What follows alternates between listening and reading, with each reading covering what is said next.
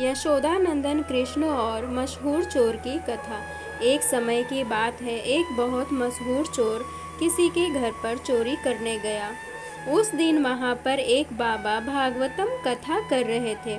जब चोर वहाँ पहुँचा तो प्रसंग चल रहा था कि माँ यशोदा भगवान श्री कृष्ण और भैया बलराम को हर रोज गहने पहनाती और वह दोनों भोजन करने के बाद गाय चराने जाते।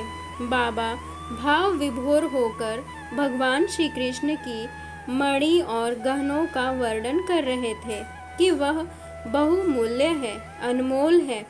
चोर का ध्यान चोरी से हट गया और वह सोचने लगा कि इस बाबा से उन दोनों भाइयों का पता पूछ लेता हूँ कि दोनों भाई कौन से स्थान पर गाय चराने जाते हैं। मैं उनके गहने छीन लूँगा और मालामाल हो जाऊँगा। भगवान श्री कृष्ण की लीला देखिए। उस चोर ने पहले कभी भी भक्ति भाव के प्रसंग सुने ही नहीं थे, क्योंकि उसकी संगति ही चोर उचक्कों की थी। वह तो बस चोरी, छीना झपटी और मार काट ही जानता था। अब वह बाबा की प्रतीक्षा करने लगा कि कब वह इस सुनसान रास्ते से गुजरे और मैं दोनों बच्चों का पता पूछ सकूं। बाबा को आते देख चोर ने उन्हें चाकू दिखाया और कहने लगा कि उन दोनों बच्चों का पता बता, जिनके बारे में तुम उस घर में बता रहे थे कि उनके गहनों का मूल्य तो अनमोल है। बाबा ने समझाना चाहा कि भाई, मैं तो भागवतम कथा का प्रसंग सुना रहा था, लेकिन बाबा को लगा कि यह ज्ञान की बातें इस मूड को समझ नहीं आएगी, क्योंकि उसके दिमाग में गहनों का ही ख्याल घूम रहा था। ऊपर से बाबा को चाकू का भी डर सता रहा था। बाबा ने अपनी जान बचाने के लिए कहा कि वृंदावन चले जाओ। वहाँ दोनों भाई सुबह गाय चराने आते हैं। वहाँ तुम उनसे मिल लेना। चोर जाते जाते बाबा से कह गया कि मैं गहनों में से आपको आपका हिस्सा दे दूंगा। अब जैसे तैसे वृंदावन पहुंचा।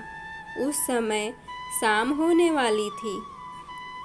उसने लोगों से पूछा, कृष्ण बलराम गाय कहाँ चराते हैं? लोगों ने भी सरल भाव से वह स्थान बता दिया। भगवान श्री कृष्ण की माया देखिए। पूरी रात उसे नींद नहीं आई। रात भर भूख प्यास की कोई सुध नहीं। मन में एक ही उत्सुकता कि दोनों के अनमोल गहने लेने हैं। पूरी रात कभी पेड़ पर चढ़े, कभी उतरे, कभी रास्ता देखे कि दोनों भाई कब आएंगे। अनजाने में ही सही मन में कृष्ण कृष्ण की धुन चल रही है। कब आओगे, कब आओगे। सुबह हुई तो उत्सुकता और बढ़ गई।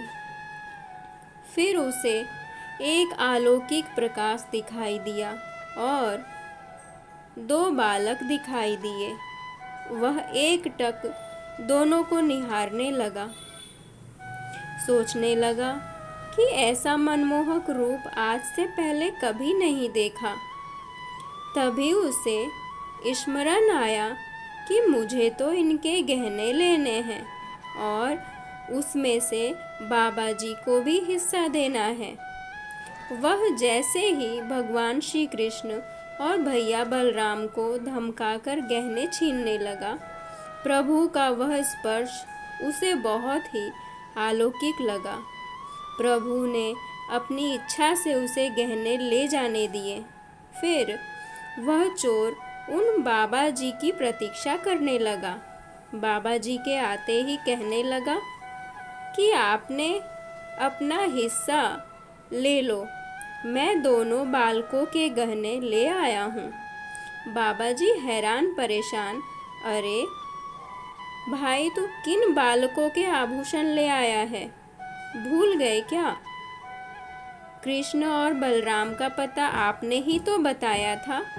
मैंने बालकों से उनका नाम पूछा था, उन्होंने अपना नाम कृष्ण और बलराम ही बताया था।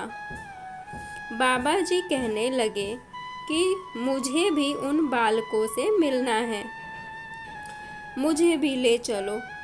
दोनों उस स्थान पर पहुँचे। चोर को दोनों बालक दिखे, बाबा जी को नहीं दिखे।